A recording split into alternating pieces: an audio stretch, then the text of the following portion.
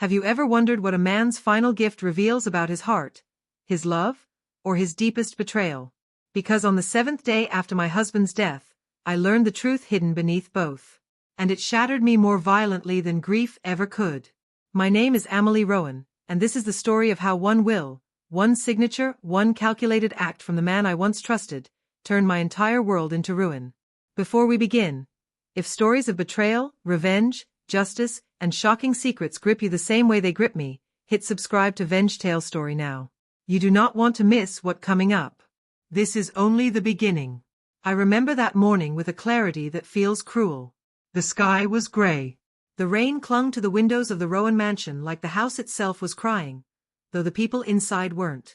I sat in the heart of the glass palace, my late husband's childhood home, surrounded by glittering walls, towering ceilings, and the unbearable coldness of people who had never wanted me there.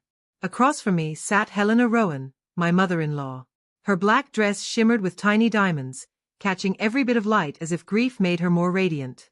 But her smile, God, her smile was carved out of ice.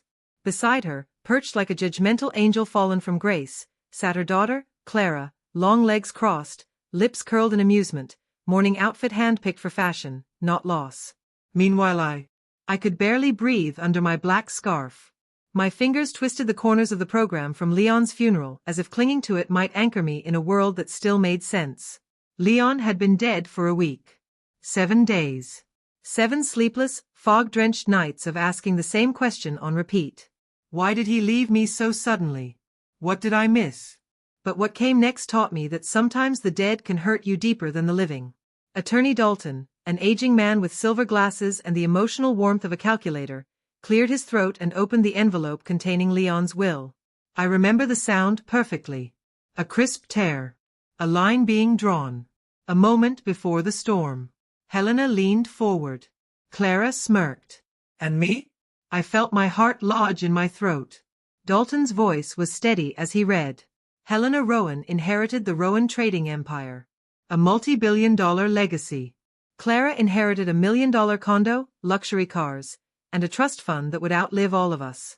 And I held my breath, because Leon loved me. Didn't he? Amahle Rowan, Dalton said, turning the page as if the words themselves embarrassed him, is granted ownership of an abandoned fishing cabin on the outskirts of Greywater Point. I blinked once, twice, 3 times. Because surely I misheard. Surely there was a mistake. A cabin? A rotten shack? A place Leon himself mocked so often he used it as a metaphor for failure? Helena laughed first. A sharp, slicing sound that cut through me like broken glass. Oh, Leon, she said, dabbing fake tears. Even death couldn't kill your sense of humor. Clara threw her head back and joined in, her laughter high, cruel, delighted. A cabin, she said between giggles. Not even a livable one. Wow. He really pegged you right. Their words hit harder than the will itself. Because humiliation leaves bruises the eye can't see. I gripped the edges of my chair. My voice wavered. There must be some mistake. Dalton shook his head. These are Leon's signed instructions. Helena stood abruptly. Of course there's no mistake. Leon finally realized what you were worth. She leaned in close, her perfume choking me. Nothing. The world tilted. My breath snagged. My ears rang. I had cooked for this family, cared for Leon through sickness, defended them when others whispered. And this scrap of land Leon abandoned years ago, was all I was worth? But Helena wasn't done. She grabbed my arm, cold fingers, iron grip, and dragged me toward the front entrance.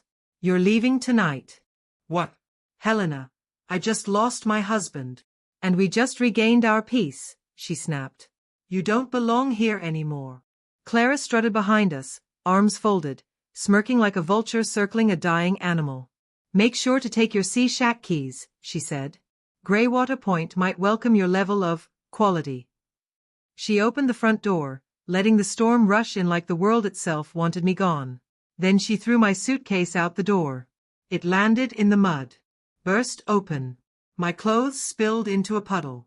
Helena slammed the door in my face. And just like that, my husband's family, my only family, erased me from their life. Thunder cracked overhead. The rain poured harder. My scarf clung to my skin. My heartbeat echoed in my ears like a warning I hadn't listened to soon enough. I knelt on the cold ground, soaked, shaking, trying not to crumble. The house behind me glowed with warmth I had never been allowed to feel. The world around me was nothing but rainwater and loss. I whispered into the storm. Leon, why? Why would you do this to me? But the sky stayed silent. It wasn't until I dragged myself into a taxi, drenched and trembling, that the dread settled in fully. Greywater Point wasn't just forgotten. It wasn't even on Google Maps. It was practically erased. Just like I now was. As the road stretched endlessly ahead of me, the ocean growing louder with every mile, I felt the first spark of something fierce awaken inside me. Curiosity. Anger. A need for answers. Because no man leaves his wife a ruin of a cabin unless he's hiding something inside it. And I was going to find out what that secret was, even if it destroyed every memory I had of him. This was the night my old life ended. And my battle began. If you want to know what I found in that cabin, if you want to know the truth Leon tried to bury, make sure to subscribe to VengeTaleStory right now. The real storm hasn't even started yet. Have you ever walked into a place you were certain should not exist, yet there it stood, waiting for you like it had been holding its breath for years? Because that's exactly what happened the night I arrived at Greywater Point. Greywater Point wasn't a town. It wasn't even a memory. It was a forgotten bruise on the coastline, salt-eaten houses slumped into the mud, broken docks stretching into black water like skeletal fingers, and winds that howled as if the ocean itself wanted to warn me away. And yet, here I was, dragging my wet suitcase toward the one thing my late husband left me. A cabin that looked like it had already given up on life. It stood crooked at the edge of a cliff, tilted as if one strong gust would send it tumbling into the sea. Wood swollen from decades of storms. Windows fogged from the inside. A roof that sagged like a dying man's chest. Everything about it screamed, "You don't belong here. Turn around. Run." But I didn't run. Because what else did I have? I pushed the door open. It groaned, a long, miserable sound that made my skin crawl. Inside, the air was damp, heavy, smelling of mold, salt, and something older. Something forgotten. My voice came out in a whisper even I barely heard. "Leon, what were you thinking?" The cabin felt wrong. Not just neglected, but inhabited by memories that weren't mine. Furniture draped in sheets like silent ghosts. Floorboards warped. The walls seemed to exhale coldness. And then, I saw it. A lantern on the floor. But not just any lantern. It was glowing. Faintly. A soft, unnatural amber light flickering like a warning heartbeat. My breath hitched. There was no electricity in the cabin. The meter outside had rusted so deeply it might as well have fossilized. So how was it on? A chill slid down my spine in a slow, intentional crawl. I inched closer, each step creaking louder than the last. The lantern wasn't old. It was new, clean, recently placed. And beneath it, a tin fishing bucket. Silver. Simple. Its rim dented in the exact place Leon had once dented his beloved bucket during a beach date years ago. He joked back then that if he ever needed to hide treasure where the sea can watch it, he'd use a bucket like that. The memory sliced through me, raw and unexpected. I crouched down. My hands trembled. My throat tightened so sharply it hurt to breathe. A folded note was taped to the bottom. My fingers slipped twice before I finally managed to peel it off. The paper was stiff, cold, as if it had been waiting for me in the dark. I unfolded it, and my entire world lurched sideways. Inside was a ferry ticket. First class. One way. Departing at dawn. Destination: Oslo, Norway. I stared at the ticket, my pulse sprinting. Why Norway? Why tomorrow? Why a ferry instead of a flight? Why a first-class ticket hidden in a place Leon had once mocked as worthless? The questions came too fast to untangle. Was this why he left me the cabin? Was this why he gave me nothing else? Was I supposed to come here, to find this? Had he planned it? Or was someone else pulling the strings? The walls felt like they were leaning closer, listening. I clutched the ticket harder. My husband, my Leon, had never mentioned Norway. Not once. He had never shown interest in travel. He hated the cold. He hated long journeys. So why leave me a one-way ticket to a country across the ocean? And why tomorrow? My mind raced, desperate for anything that made sense. But everything about this felt like a setup. A breadcrumb trail left by someone I no longer recognized. Suddenly, my phone buzzed. The vibration shot through the silence like a thunderclap. I froze. This part of the coast barely had electricity, much less phone signal. I had spent the last hour watching the network bars fade in and out like dying fireflies. But the buzz came again. I pulled out my phone with shaking hands. One message. From an unknown number. Foreign. Scandinavian. I opened it. Don't take anything except your ID. Trust Leon's last decision. We will meet you in Oslo. My mouth went dry. My vision blurred. I could hear my own heartbeat thundering in my ears. Not I. Who were we? And how did they know I had arrived? How did they know exactly when I'd find the note? How did they know I was reading it right now? A cold, creeping fear settled over me like frost. Were they watching the cabin? Was someone outside in the storm? Had someone followed me all the way here? I moved instinctively toward the window. The glass was fogged. I wiped it with my sleeve. Darkness. Endless, smothering darkness. Just the ocean, the cliff, the skeletal pier far below. No movement. No figures. No headlights on the long stretch of road. But that didn't calm me. Because if someone wanted to watch you here, they wouldn't need to be close.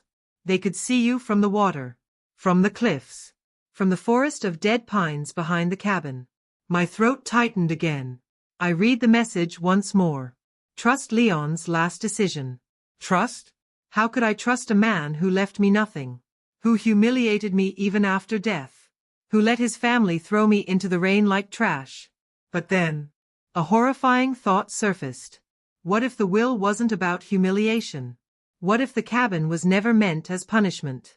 What if this ticket, this message, was the real inheritance? And the will was just a cover? Just a distraction? Just a shield to protect whatever this was? Because secrets don't die easily. And this one felt alive. Breathing. Reaching for me. My eyes drifted back to the lantern. Still glowing. Still unreal. Leon had placed it here. I felt that in my bones. Not Helena. Not Clara. Not Dalton. Leon. But the question haunting me was bigger, darker, heavier. Why? Why send me across the world? Why hide a ticket? Why warn me to bring nothing but my ID? Why involve strangers who spoke like they'd been expecting me? And if Leon had time to plan all this, why didn't he tell me anything before he died? Unless he couldn't. Unless he was protecting me. Or protecting himself. I didn't know it yet, but you, the viewer, already will. Leon Rowan kept a secret so massive that even death couldn't bury it. A secret tied to Norway. To strangers. To danger. To a choice he made long before I ever entered his life. And now that secret was reaching for me. Calling me. Dragging me toward a world I didn't even know existed. My hands shook as I clutched the ferry ticket. The wind battered the walls.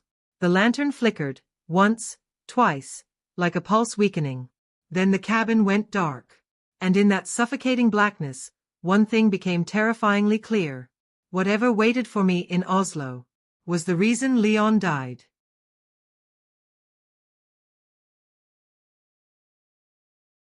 If you've ever believed you fully knew the person you loved, ask yourself this. What would you do if their entire life, the life they shared with you, turned out to be a beautifully constructed lie? A lie meant to protect you, or a lie meant to destroy you?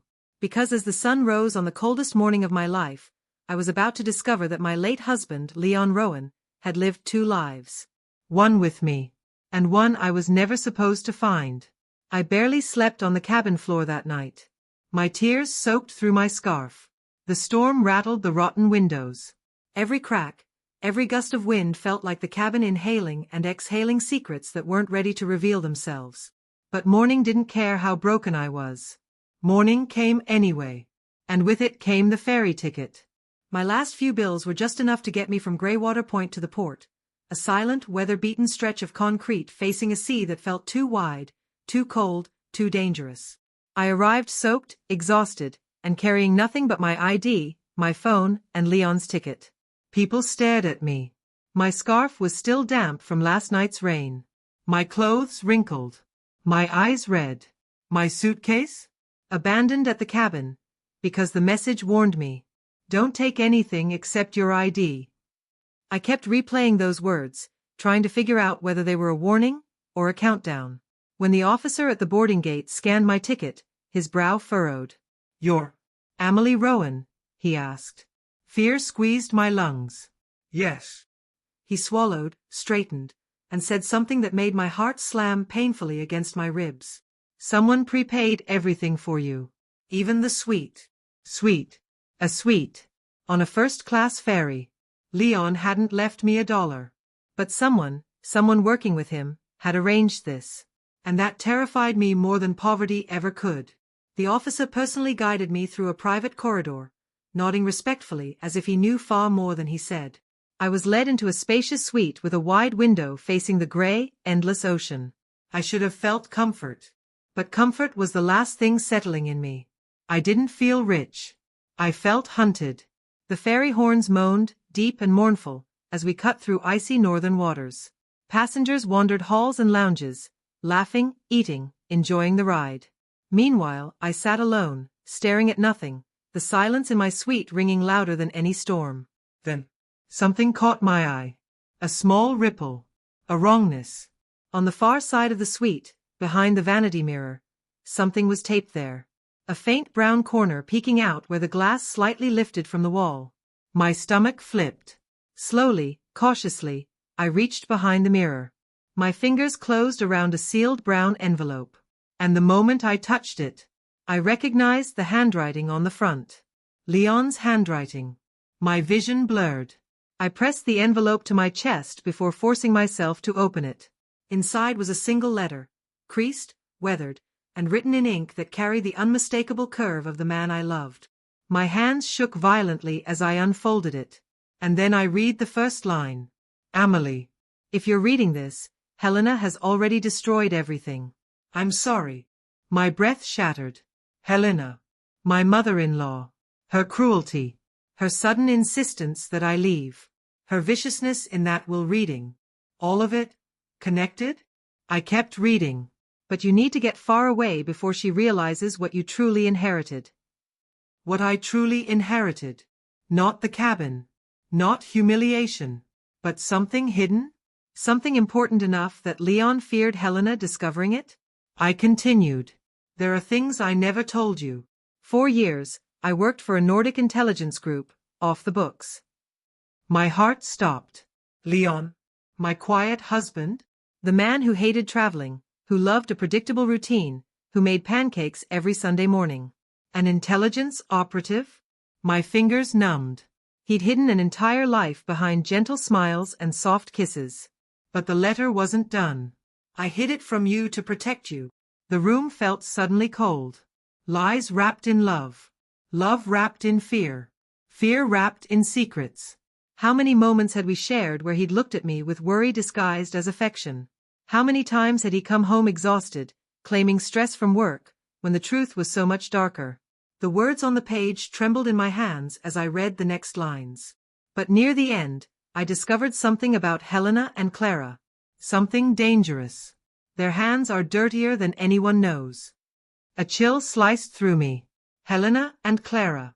The women who mocked me, humiliated me, pushed me into the rain, laughed at my grief. What were they involved in? What secrets did they hide behind diamonds and designer morning dresses? My pulse raced as I continued. I left you nothing in America so they wouldn't suspect you hold the key to what I built. I pressed a hand to my mouth. So the will wasn't cruelty. It wasn't betrayal. It was protection. Leon hadn't discarded me. He'd shielded me by making me look powerless, worthless, irrelevant. So no one would look at me. So no one would suspect me. So I could survive. The letter's final words twisted everything inside me. When you reach Oslo, you'll learn the truth. Go with whoever calls your name. They are the only people you can trust. The paper slipped from my hands. My husband lied to me for years. He lived a double life, keeping me safe by keeping me blind. And yet, he died trying to protect me from something monstrous. Suddenly, all the lines inside me blurred. Was he a hero who sacrificed everything for me? Or a deceiver who dragged me into a world I didn't choose? Was Helena simply cruel? Or something far more dangerous? Was Clara just hateful? Or an accomplice? And the people waiting for me in Oslo, were they allies? Or the very threat Leon feared? For the first time since Leon's death, I didn't know what was right. What was wrong?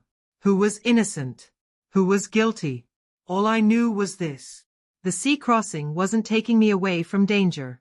It was carrying me straight into the center of it. And when I stepped off that ferry in Oslo, someone would call my name. Someone who knew the truth. Someone Leon trusted with my life. Someone watching me even now. But trust is a fragile thing. Especially when the man I loved, the man I buried, was no longer the man I thought I knew. If you want to hear what happens when Amahle arrives in Oslo, who calls her name, what secret Leon died for, and what darkness Helena Rowan is hiding.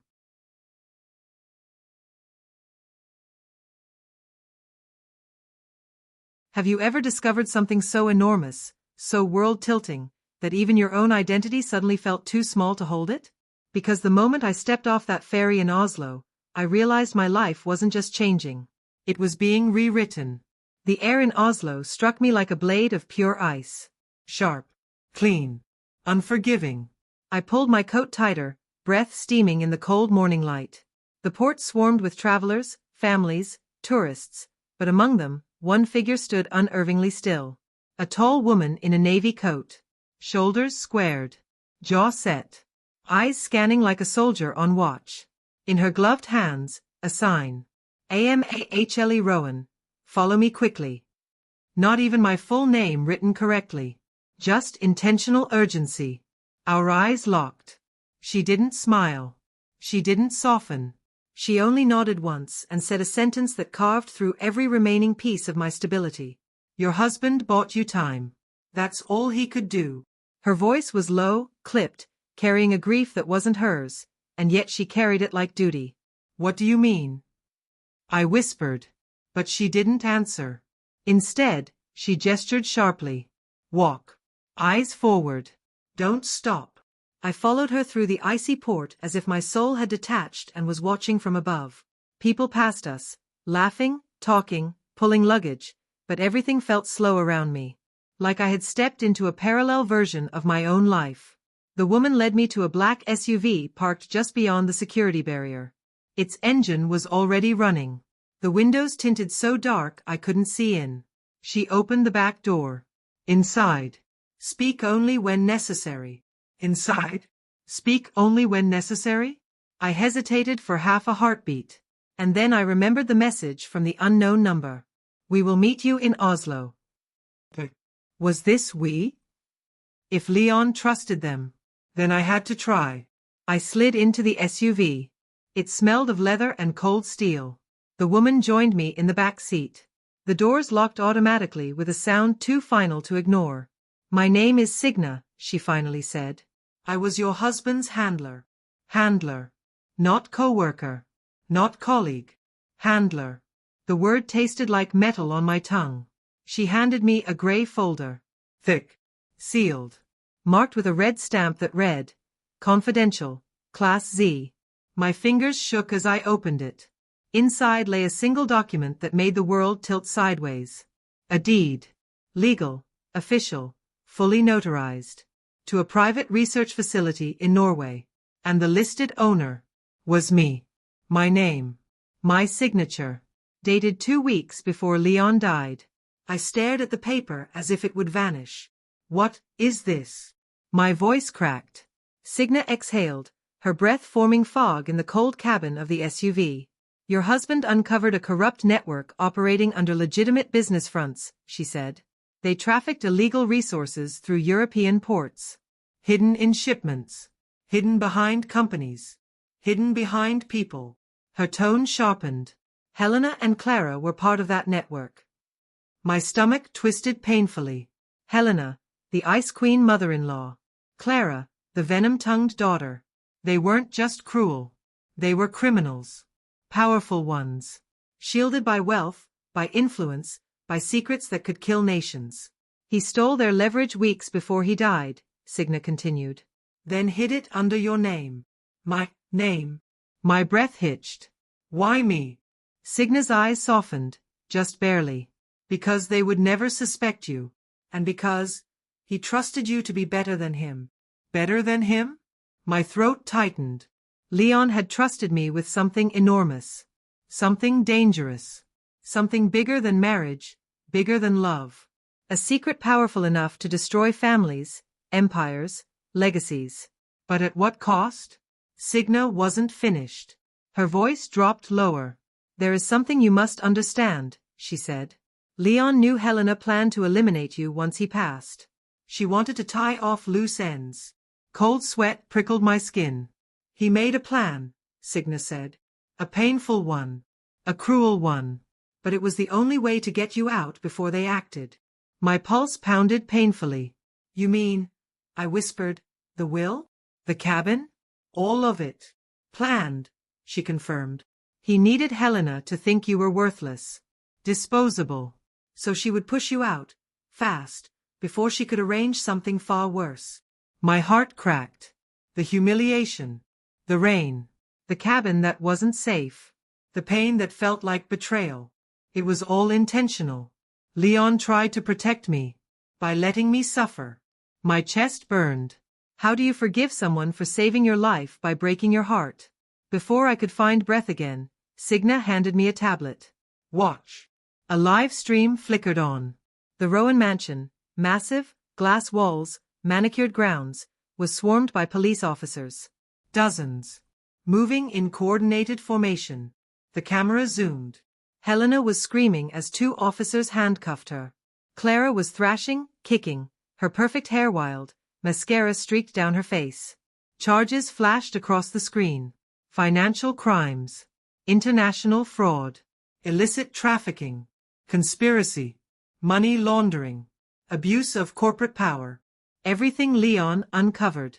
Everything he died protecting. Everything they thought they'd buried. Helena's face twisted with rage as reporters circled. Her pearl earrings fell. Her designer coat dragged against the gravel. Clara sobbed. Not in grief. In outrage. They screamed for lawyers. For respect. For the world to believe their innocence. But no one listened. I watched in silence. My breath shallow. My heart heavy. This should have felt like justice. Like triumph. A victory for all they put me through. But instead, it felt hollow. Like swallowing stones. And then, Signa's voice drifted softly beside me. You don't have to destroy them completely. You can choose mercy. Mercy. The word stabbed something deep inside me. After everything they did? After the insults? The eviction? The ruthlessness? Their plan to eliminate me? Mercy? My moral line blurred again. Then the camera zoomed in on Helena as she was pushed into the police car. And I saw something I never expected. Not arrogance. Not fury. Not pride. But regret. A fleeting expression. But true. Raw. Human. Her eyes, for a brief second, looked straight into the camera. And she looked like a mother who had lost everything. For the first time, she didn't look like the villain of my pain. She looked broken. My rage trembled. Wavered. Bent under its own weight. Because villains aren't always pure evil. Sometimes, they're people who made terrible choices for reasons we may never understand. And suddenly, I stood at a crossroads. Destroy them entirely. Or let the world punish them without adding my own fire. Justice. Or mercy. And I wasn't sure which path would set me free. To find out whether Amahle chooses vengeance or compassion, and what the true inheritance Leon left her really unlocks, stay tuned for What Happened Next.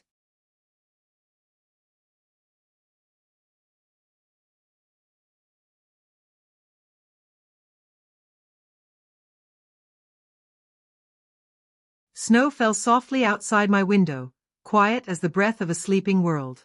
Oslo had a strange way of holding its silence, like the city understood grief and chose not to disturb it. I had been here for days now, hiding inside the walls of the facility Leon left behind, trying to stay warm, trying to stay sane, trying to understand the life I never knew belonged to me. The building itself was nothing like the sinister bunker I'd imagined at first. It was bright, clean, human. Rooms filled with prototypes meant to save lives. Walls lined with sketches of emergency pods Leon designed to help families stranded in disasters. Blueprints for medical devices, accessible and affordable. Footage of volunteers smiling, children waving to the camera, communities rebuilding because someone, all this time, had quietly funded their survival. That someone was my husband. My flawed, secretive, maddening, heartbroken husband. It felt surreal to walk through the facility at night. Every sound echoed. My footsteps felt like intrusions into a world I wasn't sure I deserved to inherit. I would stop at each workstation, trying to imagine Leon in the room with me, his hands moving, his mind racing, his heart believing in a future that he apparently thought I deserved to protect. I didn't know whether to love him for this or resent him for hiding it. Then one evening, while reviewing storage logs and internal files, I found it.